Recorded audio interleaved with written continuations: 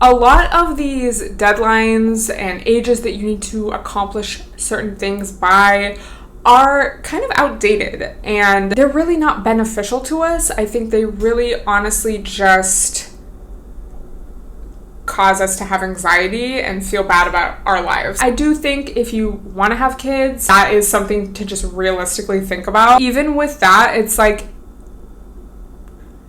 technology has advanced so much. Like Kourtney Kardashian just had a baby and she's in her 40s. It's like that might not be for everyone. That should be a decision you make because you really want to, and not because you feel like pressure or like, what if I regret not having kids by that age? Because that is a really big commitment. But with that being said, it's like we do have a biological clock. I think a really great example of waiting to have kids is Rihanna. Love Rihanna. I remember in middle school, like she's just been, like I've seen her whole journey, you know? And it's just so cool that she was such a successful, or is such a successful musician, and then is a businesswoman, and then decided to start her family. And my whole timeline has just been photos and videos of her and A$AP Rocky at this, you know, at the Montclair event, all different angles. Like I've seen the same moment from like 5 different angles just because I think I keep liking the pics, so they just like keep showing up. Obviously you never know what someone else is really going through or what their relationship is actually like or anything.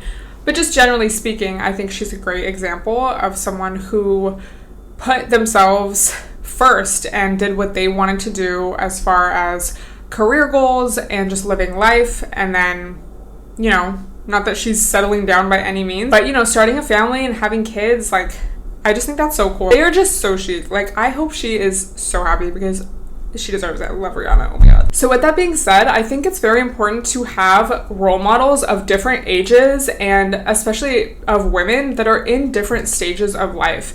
Because if you are only following these like young 21, 22, maybe 23-year-old girls and influencers, and that's what you're constantly looking at and comparing yourself to, even if it's subconsciously, that's not really healthy. I'm not saying that in a way where, you know, you can never watch someone that's younger than you, or that someone that's younger than you doesn't have anything valuable to share or offer to you and your life and experience. Include some older women in there, you know? The great thing about social media is that we don't have to only be exposed to people that are 20 years old, you know? Just as far as mainstream media goes, and you know, when you hear about actresses talking about being too old for a role, our society just really glorifies youth, and like Leonardo DiCaprio not dating anyone over 25. It's great that we can choose what we expose ourselves to if we want. I really follow women of all ages, you know? I follow women who are past menopause, and they talk about that, and it's kind of like, okay, cool. Like,